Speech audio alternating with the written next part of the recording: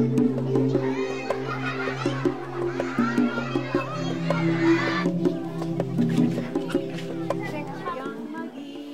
araw ng pasukan sa Ginaang Elementary School sa Bontoc Mountain Province.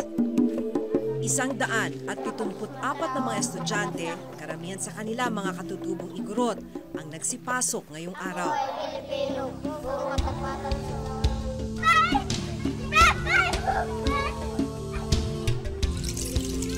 Ang tanong, may gagamitin naman kaya silang sapat na aklat? Kasabay ng pagbubukas ng klase sa buong bansa ay ang pagbabalik din ng mga dati ng problema, gaya na lamang ng kakulangan sa mga aklat. Itong nararanasan ng mga estudyante ng Ginaang Elementary School sa Bontoc Mountain Province.